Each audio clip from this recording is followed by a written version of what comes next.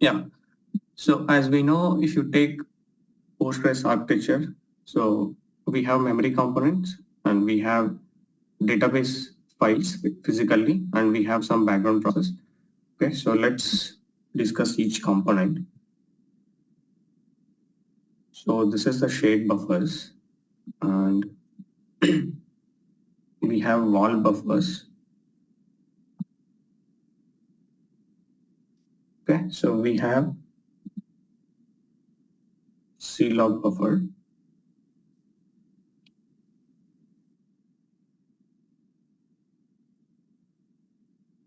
So basically, if you take the memory component, we have this is, we call it as a shared memory, and this we call it as a virtual memory.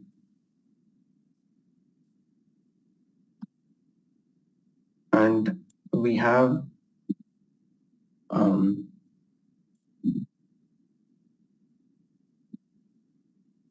user background process is very important. And apart from this, we have mandatory background process like BG writer,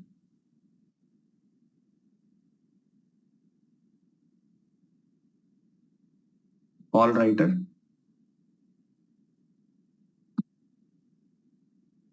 checkpoint, and we have auto vacuum launcher.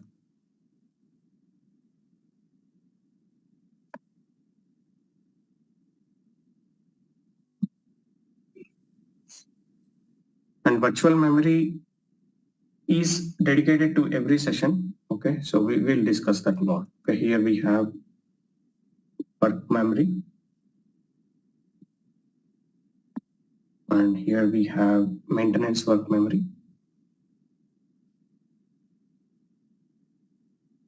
and we have temp buffers.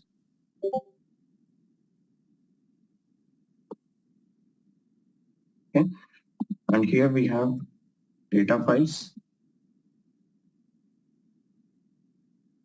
control file. So data file, even we call different names. Okay, so that we'll discuss. Okay. Data file, control file, and wall file.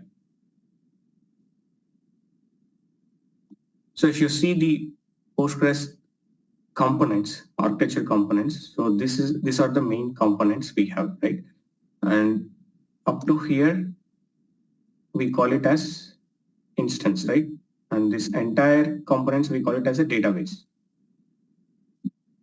So this is instance. So instance is nothing but the memory components and background process, right? And along with the files, we call it as the entire components as a database cluster or database server. Okay. And now we have an application. Okay. So when our application is trying to hit a connection to the Postgres cluster, so as discussed, whenever you start a Postgres cluster, there is one supervisor process, which we call it as a postmaster, right? So we have a postmaster, which is supervisor process. Okay. So postmaster will authenticate the connections based on the configuration file. So we have a configuration file called pg_hpa.conf. So this file resides in data directory. Okay, so what is data directory and what is binary directory we'll discuss. Okay, so for now we have a file called pghpa.conf file who will help us to control the client access. Okay, for example, if this client wants to connect to the database server, so we have to allow the connections, the IP range in the hpa.conf. Okay, so this file is very important to control your client connections. Okay, so here we will define the connections access. Like we can say access control will be managed here. Okay, so postmaster will check this file, and this postmaster will authenticate the connection which is coming from application with IP address, host name, IP address or host name, port. Okay, and it also checks the username and password, what the application is trying to connect. So it will just authenticate. Okay. So once the authentication is done, Postmaster will create a background process, or we can say user background process or Postgres process. Okay, anything is fine. Okay, we can call any name. So once the client is authenticated, Postmaster will create a separate process called backend process, okay, or background process or user process, whatever you can call. Okay, so then it will hand over the session to this process. Okay, so this process, this backend process, have a dedicated virtual memory. This virtual memory have work memory, maintenance work memory, and temp buffers. Okay, so now, for example, okay, let me open the session to understand better.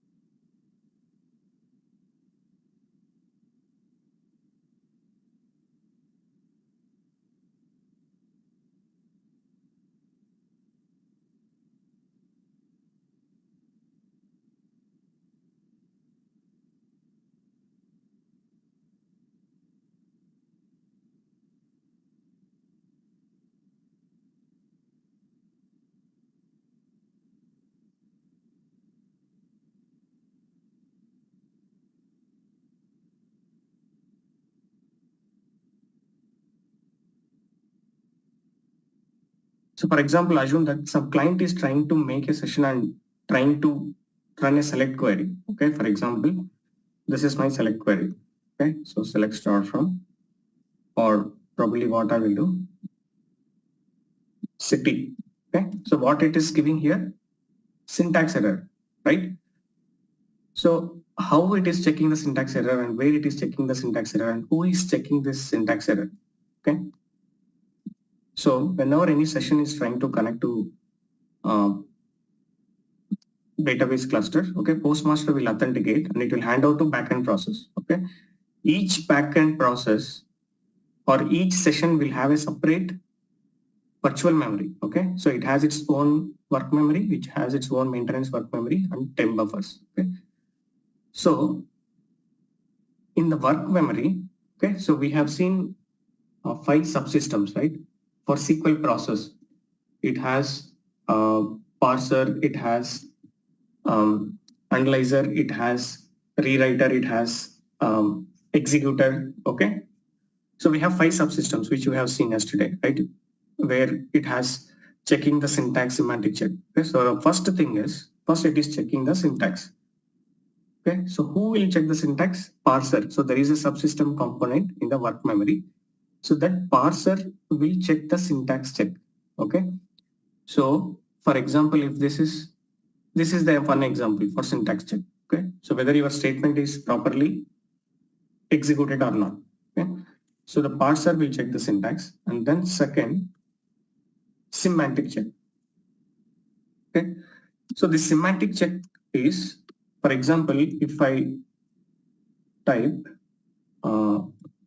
EMP1, so here what it is telling, relation does not exist, which means it is checking whether the data which you are trying to fetch from this table, it is already exist or not. Okay, if it is already exist, it will also check whether this user have permission or not. Okay, this type of checks is called semantic check. For example, I have this table. Okay, so it is able to fetch the data. So these two kind of things we can call it as a semantic checks. Okay, who will check the semantic check? We have analyzer. Okay, so who will take care of semantic check? And it will divide your entire query into parse tree or query tree. Okay, so yesterday we have seen like how the tree looks like, and then based on the index. Okay, so based on the date, your table stats, whether the table has an index or which type of index it is. Okay, and based on the stats. Okay, so your optimizer will create a execution plan based on the database stats, right?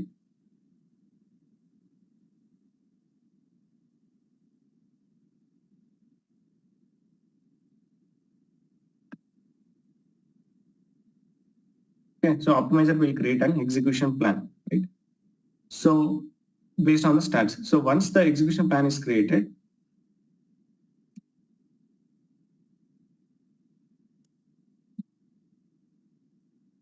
so this is how your execution plan looks like.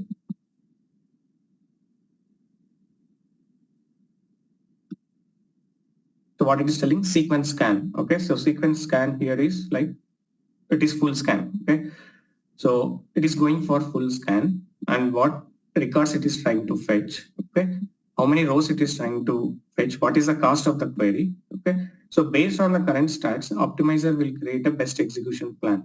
Okay, so once the execution plan is created, Postgres engine will execute this query. So once the query is executed, then your background process will go and search whether your data is present in the shared buffers.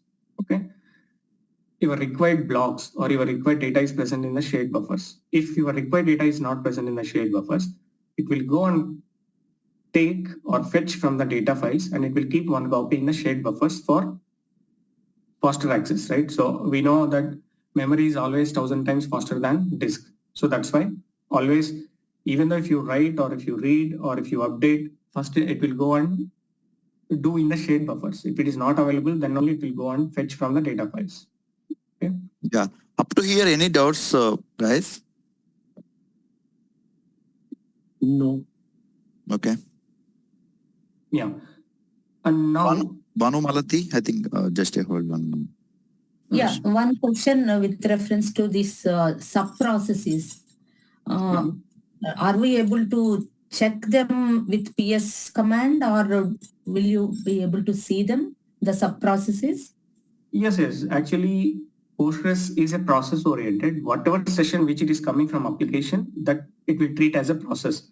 Even the background processes like BG writer, okay, wall writer, checkpointer, this also we could see from the Postgres with PS command. Okay, even the sessions which is coming from application, we could able to see from PS command. So whatever the sessions which is coming and hitting in the database will treat as a process. Okay, because Postgres is process oriented database, right? My question is about this syntax, semantic optimizer, all these are sub-processes, right? For the background processes. Okay, so you mean to say this, everything will be based on the internal system tables. Okay, internally every component, okay, have internal system catalog tables. Okay, so each system catalog table will automatically taken care by Postgres optimizer, but you can able to see the data. I mean, related to that syntax and semantic, right? That is happening internally, Malati. Okay, so we don't have any visibility for these sub processes. Okay, so it is the engine of the PostgreSQL will take care about all these things. Okay, we don't have any visibility for these sub processes. Okay, that is my question. Thank you. And Sriraj, one more thing regarding this authentication model, we are referring for a page_hpa.conf, right?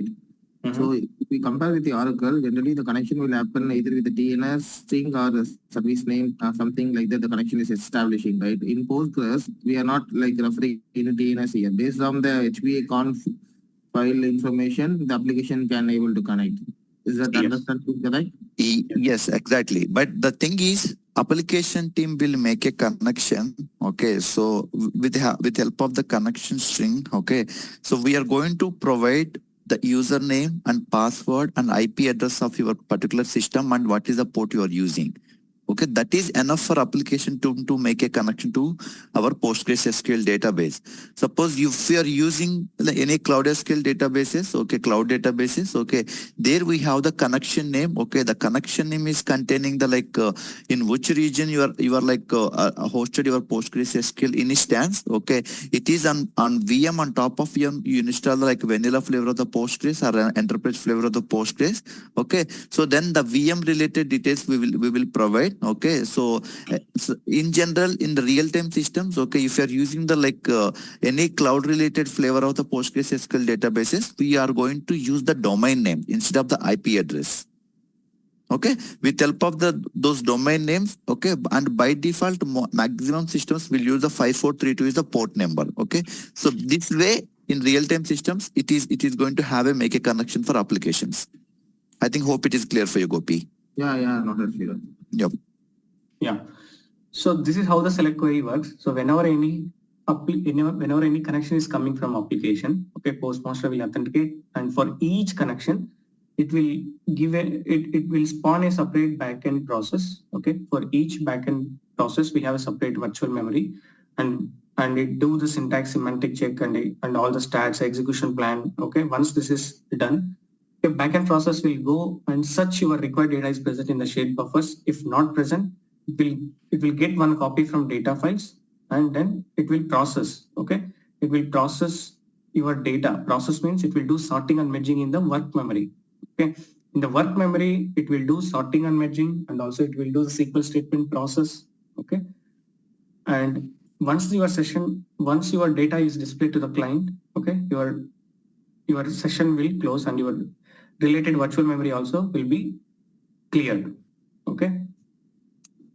So, and your execution plans, okay, so your execution plans and everything, all the stats details will be permanently stored in the dictionary tables. Okay, so we have so PG rule, okay, dictionary table for rewriting the statement, right? And we also have one more dictionary table called PG That statement. Yeah, PG stat statement, which stores that permanently. Okay, it will also check the hints. Okay, PG hint plan is one of the dictionary table. Okay, internally it will refer, and then only it will do this all process. Okay, now as we know, this part is called from RAM, right? And this we know this is from disk. Okay, and this part of background process we can say CPUs. Okay, these are the resources which it is consuming for these components.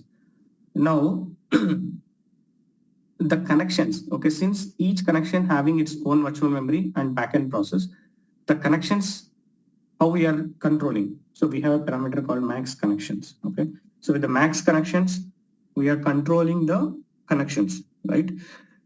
Now, so we also have one more parameter for parallel process. So as we know, 9.6, before 9.6, we don't have multiple threads. After 9.6, based on the complexity of your SQL query, backend process will create its own background worker process. Okay, so background worker process is multiple threads, okay, because to complete your query in fast.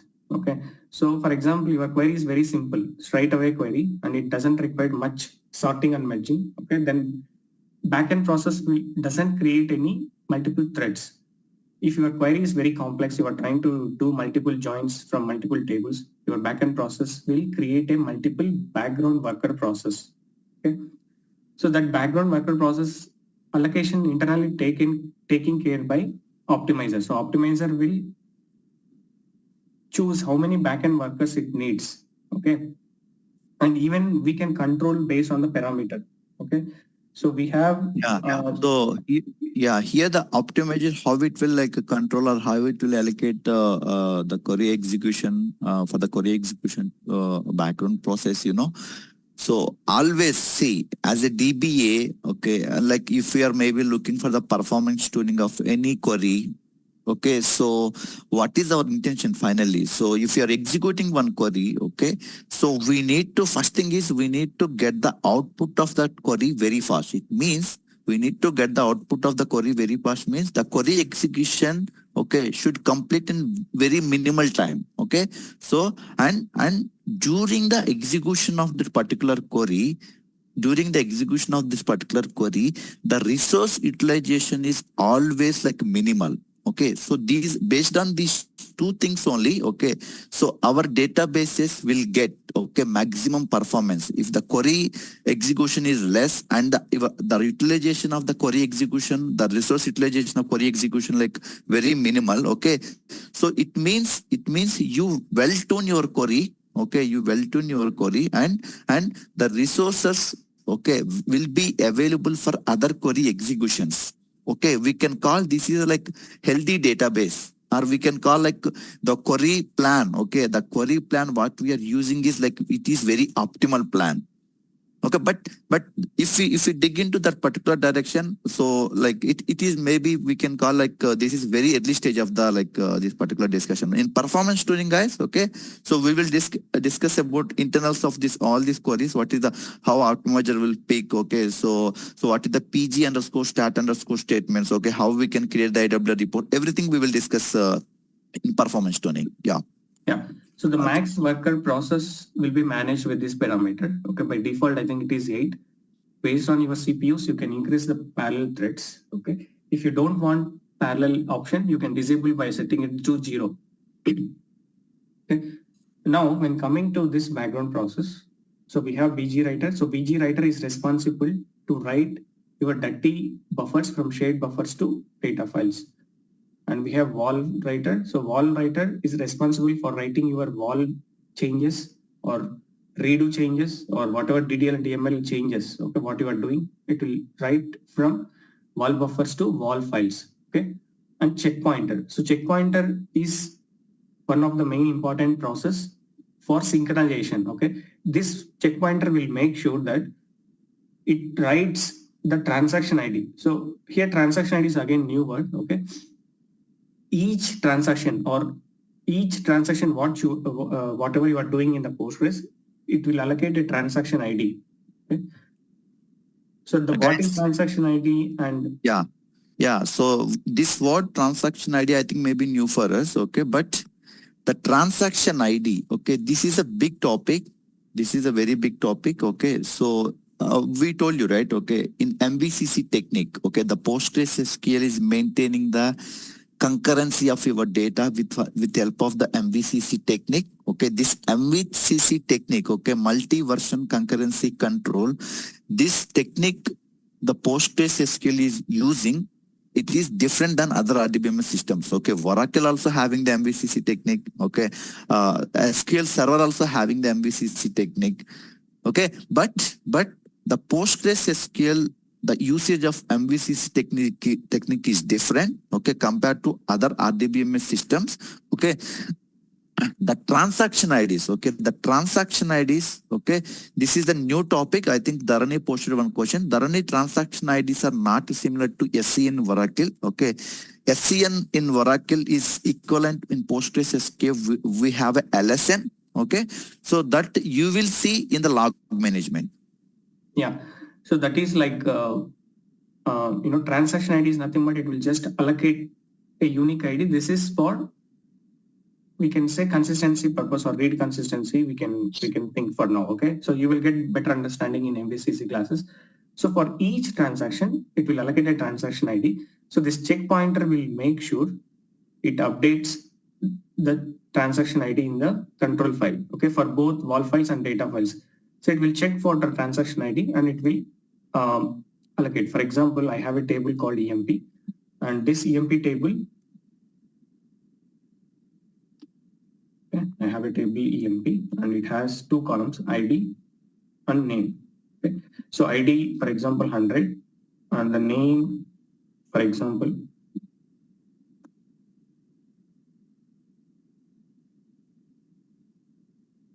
Skyoops. Okay, so this is the table records. And this sort of entry will be present in the data files, or we can say in the pages, right? So data files or table file has divided into number of pages. Finally, it is storing in the pages, right? So your IO operation will happen at the page level, or in Oracle, similarly, DB block level. Okay. So it make a sort of entry like this. For example, transaction ID 1. Okay, so transactions I will start from 1, and PostgreSQL will keep on allocating the transaction IDs based on your transactions. Okay. So for transaction, and here, yeah, so just hold on. Okay, here the transaction ID is starting with 1. Okay, but in PostgreSQL there is a limit. In PostgreSQL there is a limit of the transaction IDs creation. Okay, PostgreSQL is managing these transaction IDs internally. Okay, and there is a like upper limit for the transaction IDs in PostgreSQL. Once the upper limit is reached, okay, what it will happen in PostgreSQL, how the PostgreSQL will manage these transaction IDs, okay, what is the disadvantage of the transaction IDs in PostgreSQL in previous versions, okay. So why the wraparound situation is coming into the PostgreSQL, okay. So everything we will discuss in MVCC and vacuuming technique, okay. But just for now, but your understanding, okay, in PostgreSQL, whenever the user is trying to, okay, whenever the user is trying to make it do some transaction, either it may be select operation, either it may be insert operation, either it may be update operation, okay. Whenever the user is trying to make a connection and trying to do some activity, okay, some transaction, okay, for each transaction, okay, so for each transaction, one unique transaction ID will be created in PostgreSQL, okay. These transaction IDs is created by PostgreSQL internally and managed by PostgreSQL internally, okay.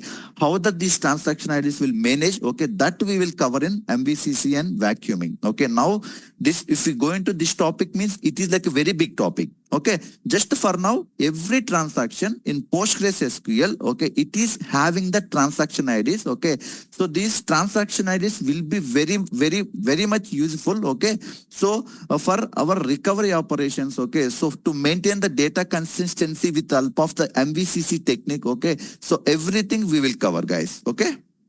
Yeah, so even this transaction IDs we can see with the system columns. So we have just created this table, but it also have some system columns to check your transaction IDs and in which location this particular record is sitting in the page. So those details we will understand when we go internals of your page, okay, how the page looks like and how the row header looks like, okay.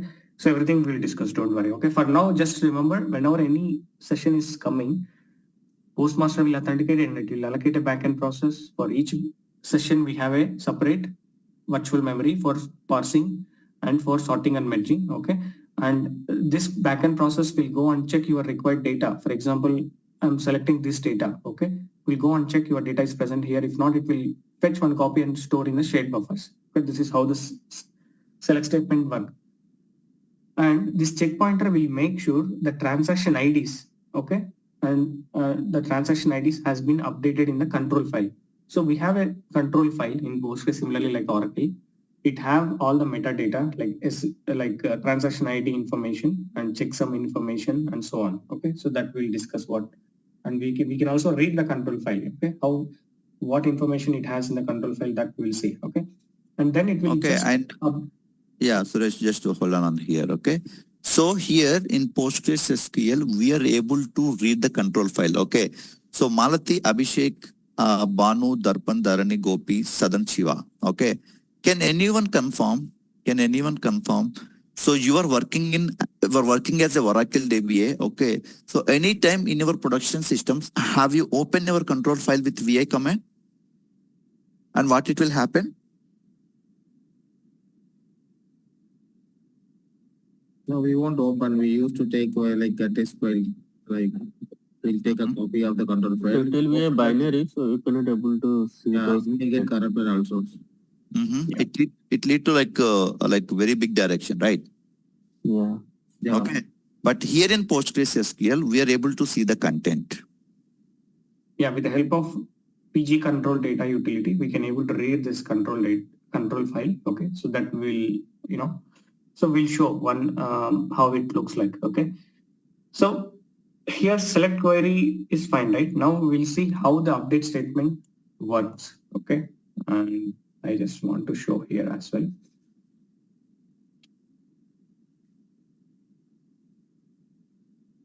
Or maybe I can just create EMP.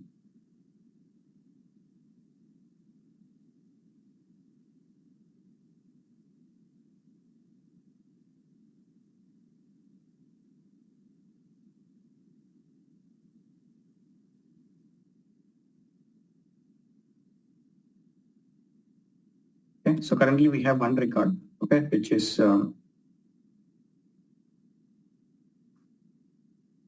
this is the record. Okay, it has transaction ID as well, but this is too early to discuss that, but just to show you, okay, this is the current transaction ID. Okay, so I'm just updating this as 761 here. Okay, just to understand better, or let it be 1. Okay, instead of confusion. Okay, so this is the current record I have. Now what I'm trying to do is,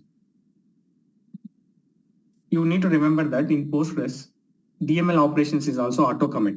Okay, so you need to be very careful when you are doing delete operations and update statement. Okay, if you want to control the commit or rollbacks, you have to start with the begin operation. Without begin, if you directly run an update statement, it is auto commit. Okay, just we need to remember that point. In Postgres, it's auto commit. Now what I'm trying to do is, I'm trying to update this particular table. Okay, set name equal to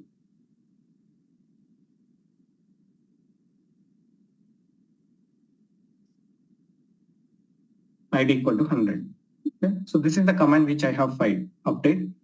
What happens internally when you file this command? Okay, so what I did, I have updated the name SkyOps to Postgres. Okay, what happens is, whenever you do an update statement, first of all, what it will do, it will create another copy of your table or this row. Okay, it will create another copy of row. Okay, and it will make like this. Why it will make the other copy? Because in Postgres, we don't have undo segments, or it won't store your pre-image data in separate segments. It will store in the same table. Okay, it will create a new version of row. This row, why it creates? Because for the isolation purpose, for isolation property, to support isolation. Okay, for other select queries, whoever try to read this data, now I have updated this statement. Some other session, if I connect from other session, if I read this data from select statement, so it gives some consistent data, right? Yeah. So guys, here we delivered some couple of words. Okay. So I don't know, you guys catch those words or not. Okay. We delivered, there is no undo segments here in Postgres SQL. Okay. It means there is no undo table space management in Postgres SQL. Okay. So the way the undo data will be stored, okay, where the undo data will store to maintain the data consistency, okay, until the particular transaction is committed. Okay, so how this will manage, okay, how the pre-image data will be managed, okay, and Suresh already delivered the content okay, the pre-image data is going to store into the same table. Okay, how the pre-image data will be stored into the same table. Okay, so what is the versioning concept here? Okay, you will get better understanding. Okay, you will get better understanding about this particular thing. Okay, during only MVCC or vacuuming. Okay, so that is the best part to discuss about this particular topic. Yeah. So whenever but I think Banu, you want to ask something?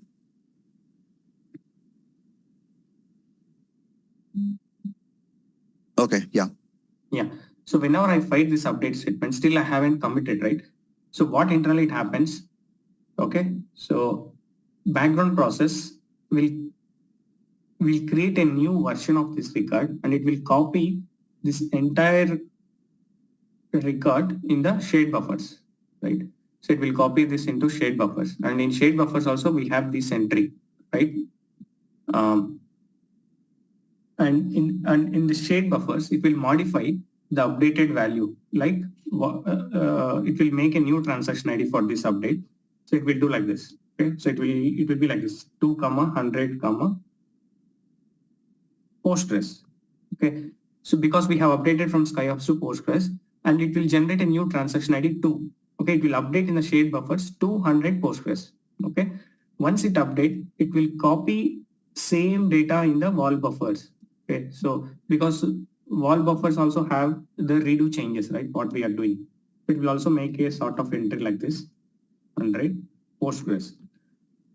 Now, still I haven't committed my data, right? So still I just filed an update statement, and what it did, it just create a new row, and the same row is copied in the shared buffers. Why it creates a new row? If in the same time, if any other sessions is trying to do a select statement, okay, for isolation purpose, it has a new row. Okay, this row will be for selects. Okay, it copies in the shared buffers. In the shared buffers, it will modify that particular block or page or row, okay, from 200 Postgres, and it will copy the entire content in the wall buffers, right? now when I issue a commit, okay, so when I issue a commit,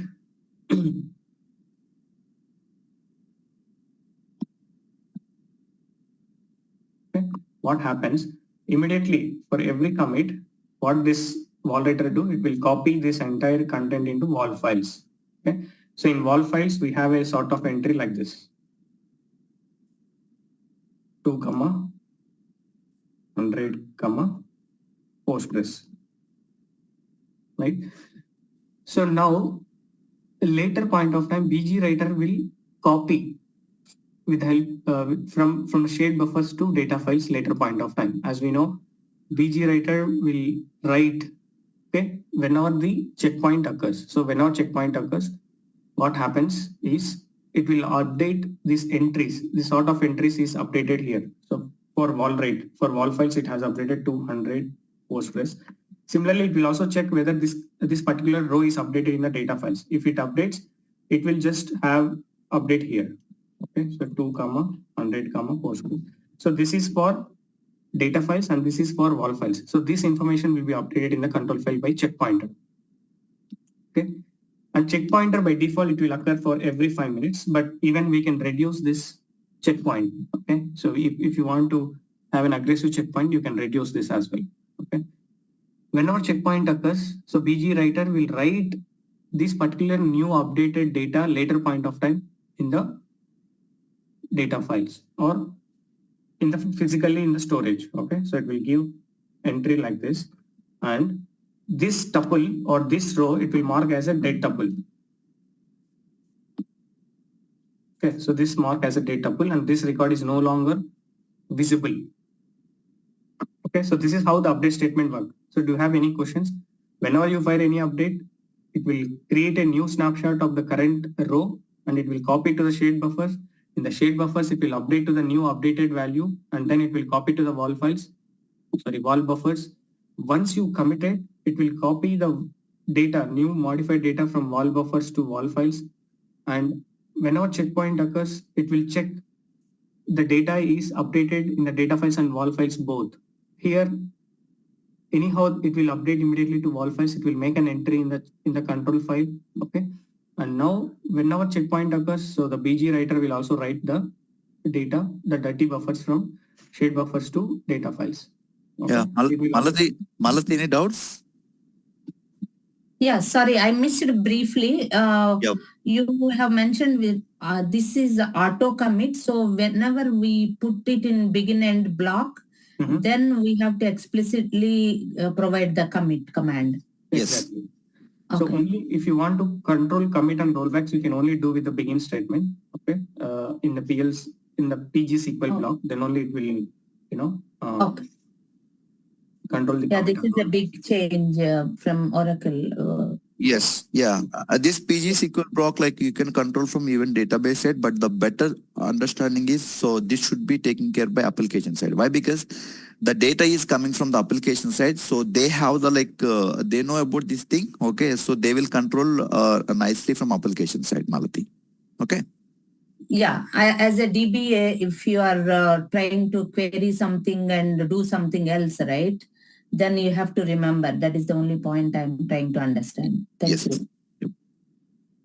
And here the dirty buffer area, we are talking about the shared buffer or one buffer. Shared buffers. So wall buffers will also have the same sort of entry. Okay, so same like Oracle, you have buffer cache and you also have the ReadyLog buffer. So it will also make an entry in the ReadyLog buffer parallelly, right? It will prepare the new updated modified data and it will have in the ReadyLog buffer. So from ReadyLog buffer, log writer will write into the online ReadyLog file. Similarly here, wall writer will write from wall buffers to wall files. Okay, wall files is at the disk layer. Okay, it will write every commit. On commit, it will write here. But BG writer will write later point of time whenever checkpoint occurs. Okay. And Here, if a checkpoint occurs from wall file to data file, it is checking whether the updated value is there or not. And in the meantime, it is putting the entry in the control file as well in Postgres. Exactly. So in what it is doing is, for example, it checks for always the checkpoint process will occur every 5 minutes, and also whenever this wall file reaches 1 GB, it will occur. Okay, so it will check whether the updated value here, 200 Postgres, okay, is having in the wall files, but not at in here. Okay, it will just make an entry for wall files. Once it sees that the modified data is present in the data files, it will also mark here. Okay, for both it will mark in the control file. For wall files as well as that for data files, it will mark in the control file. This is for consistency purpose. Whenever you stop your cluster, whenever you are starting the cluster, Postmaster will make sure that all should be equal. Okay, all transaction ID should be equal. Then only it will start. If you see the control file is behind the current transaction ID in the wall files or any data files, it will not start, right? So it will make sure that it has all same copy. Understand. Thanks. Yeah. Now, So, how long this dead couple will be available? dead tuple will be available until unless we do vacuuming. So vacuuming is some cleaning of the dead tuples, the process. Okay, so vacuuming will be auto vacuum background process we have here, right? So this will take care of cleaning the dead tuples based on some thresholds or some settings, what we can say. Okay, so that probably we'll discuss in the vacuuming classes. But for now, just remember auto vacuum launcher is a background process to clear this dead tuples. If someone try for the dead couple, so then it will come from the data file only. It's IO, right? No, actually we cannot read the dead tuples. Once it is marked as dead tuple, okay, we cannot read the previous data. Previous image data we cannot read. It is, yeah, you feel like the data row is become a dead tuple, so it means it is invisible for any transactions. Okay. Okay, the name, it is died. Yep. Yeah. But here the note is, okay, so we already discussed about this word something, okay. So if you see, if your transactional database is having huge amount of DML operations, okay. So just you can think, okay, how many dead tuples we can create, okay. Even Suresh given the hint like the dead tuples, okay, the pre-image data, okay, will store into the same table file or data file. Okay, if your table is containing huge amount of DML operation, just you can imagine how many dead tuples we have in the table, okay, along with the live tuples. Okay, so how if your table is growing with the dead tuples along with the data, okay, how badly it is going to impact the performance of the particular table. Okay, so how we can overcome these situations, okay, what is the maintenance task for this particular thing, everything we will discuss in vacuuming. Okay. Okay. Yeah. So do you have any questions on the select and update, how it works internally? If not, then we can discuss the other scenarios. Okay, this when it comes to this background processes, so does it work any kind of manner, like as per the Oracle, like every 3 seconds, like every Yes, it works. If you let me this.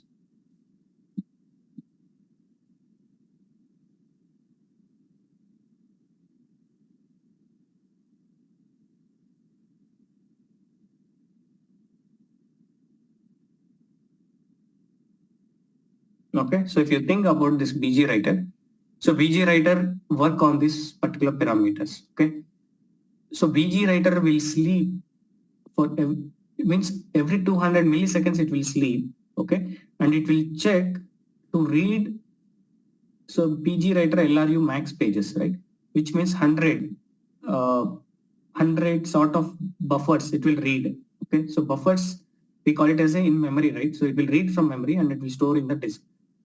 So 100 buffers or 100 DB blocks you can consider. Okay, 100 DB blocks. After every 250 seconds, it will try to read the dirty buffers from here and it will store in the data files. This is the BG writer task. Okay, and it will sleep every 250 milliseconds.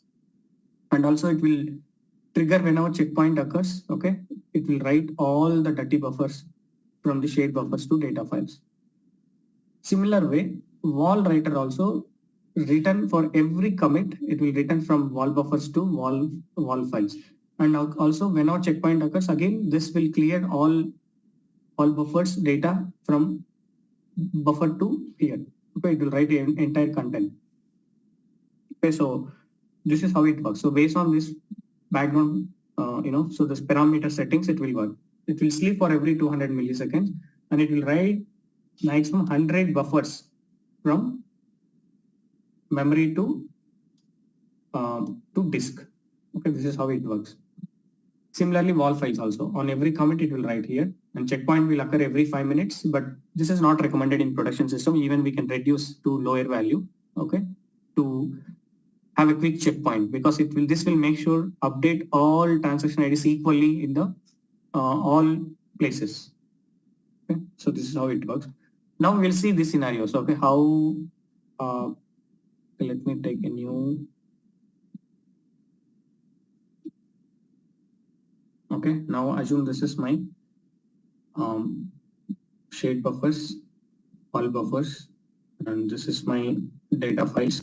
This is my control file, and this is my wall files. Okay, so I'm just explaining about the transaction IDs. For example, here I have a transaction ID, let's say 47. I'm currently in 47, and here 47, here 47, 47, and 47.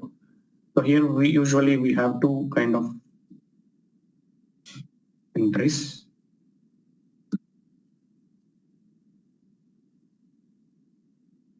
So this situation is possible, right? So what is the meaning of this? This meaning of this diagram is we have a record with transaction ID 47. It has in all places. Okay, which means whatever data which you modified, it already copied to the wall buffers. From wall buffers, it's already written to the wall files. Okay, and even checkpoint already written this data in the control file, and you already have this data in the data files, which means your data is, even if your instance get crashed in this situation, no problem, right? Your data will be consistent. You got this point, what I mean to say? Yeah, correct.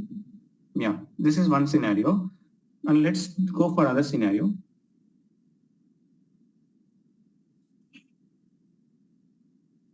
So for example, okay, let me go like this. Here, 46, okay, transaction ID, and here I have 47 as a transaction ID, and here 47, okay, and here I have 47, and here I have 47, and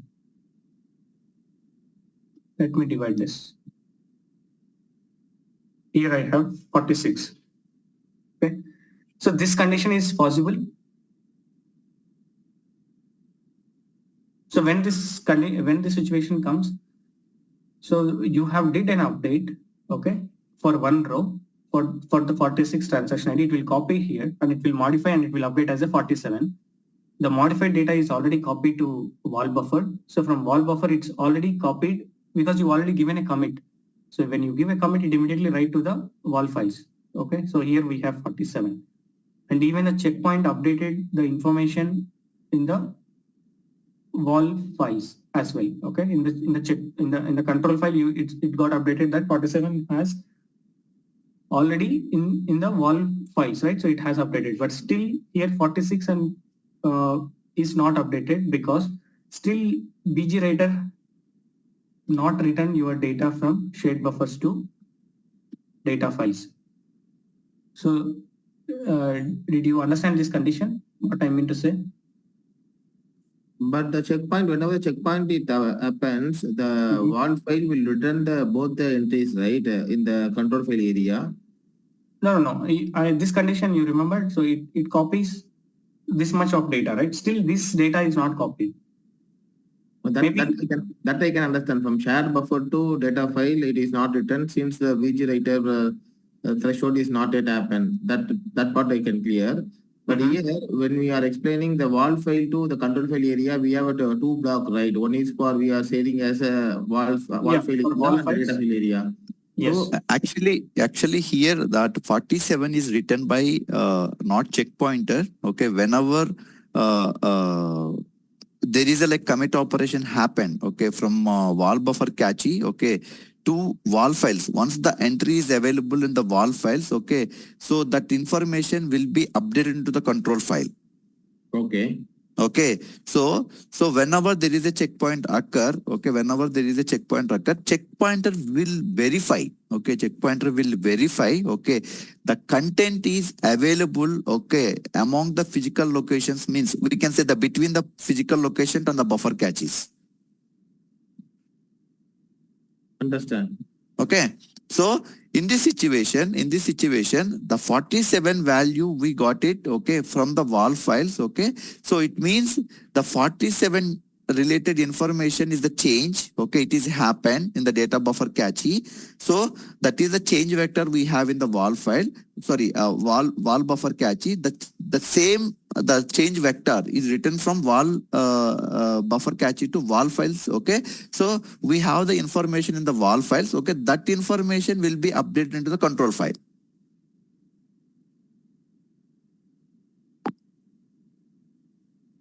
Okay. Okay, so clear? Okay. Yeah. if you are clear this condition, we will see another condition. Okay, so here, let's say I have 47 and here I have 48. Here also I have 48. But here I have 47. Here also I have 47 and here also 47. So can you think like when the situation comes usually?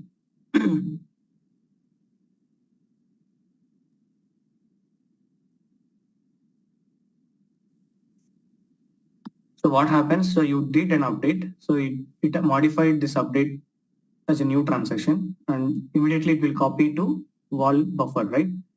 But still you haven't committed your data.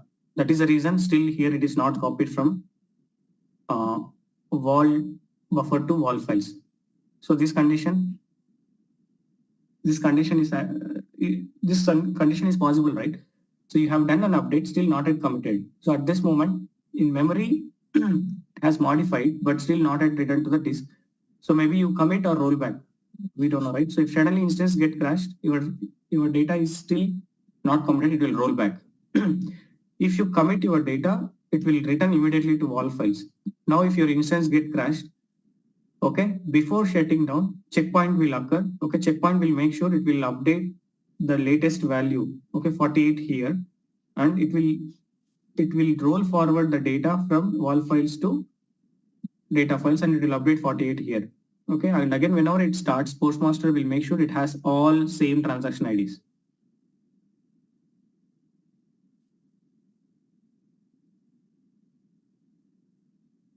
So you have any questions here? No, okay, Suresh. Yeah. Okay, so these are the different situations. Okay, how the internally it works. Okay, how internally the transaction IDs will be updated, and whenever you did an update, how it modified and which locations and not when it will write to the disk. Okay, so these are the conditions, different scenarios you can just keep in mind. Okay, so this is how. So do you have any questions in architecture part? Yeah, I'm again repeatedly asking the same question, Suresh. Still, I am confusing about this control file part only. Like here, we have two values, right? These two values getting copied from wall buffer to wall file and wall file to control file, or it is getting copied from like No. See, how when the flow is happening. see actually up to here clear, right? You've modified the data and Yes. up to wall Yes. buffer is fine. Yes. So whenever you commit a data, it will automatically copy from wall buffer to wall files. This is clear, Yeah, right? that's also clear. Yes. Yeah, whenever it is copied, it will update it in the control file, okay, as the new value 48. But still it will not update in the it will not update for data file SCL. Okay. So which when- means control file have a two section. It's updating Yes. only the wall file section when this is happening. Once the actual value is getting changed from the data file, then it is happening the data file value in the control file. Is that Exactly. what saying? Exactly correct. Exactly correct. So this after 5 minutes, okay, maybe checkpoint occurs. So that time it has written here. So that time it will update this here 48 as well. Understand now. Thanks. Yeah. Okay, so okay, that's what we have for today. But I just want to show the yesterday's. Okay, so yesterday we have done installation, right? So after you did installation, after we select all the packages, okay, it will ask for reboot. So we just need to reboot here.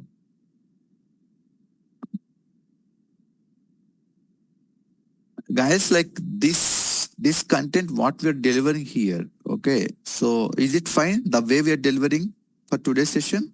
This way is fine for everyone? Bono, I think you are trying to speak something. Your voice is not clear, or maybe I think you are not. We are not getting your voice. Yeah, Malati, I think you unmuted.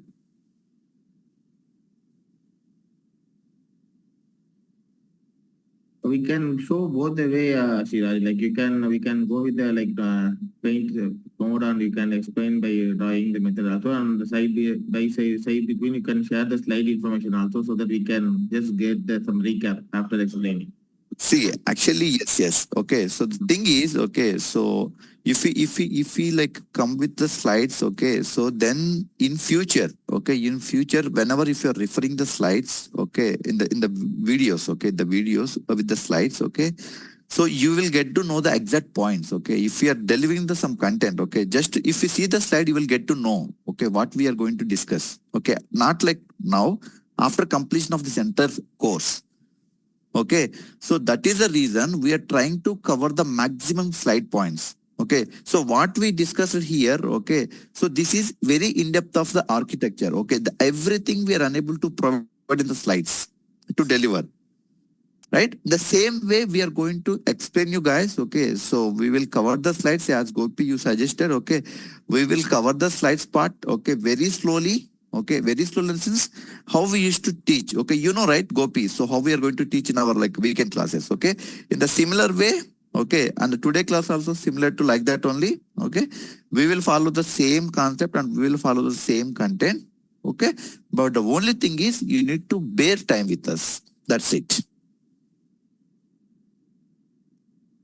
Yeah. So once reboot done, it will just ask for to accept the license, and then your mission is ready. Okay, so probably tomorrow we will cover the installation part. Okay, how many types of installation we have in Postgres, and what are the different ways, and what is the best practices to install Postgres, that we'll discuss tomorrow. Okay, so up to here you can just get ready your mission, your local laptop. Okay, so from tomorrow we can catch up for the installation part. Okay, so that's it we have for today. If you have any questions, please feel free to ask.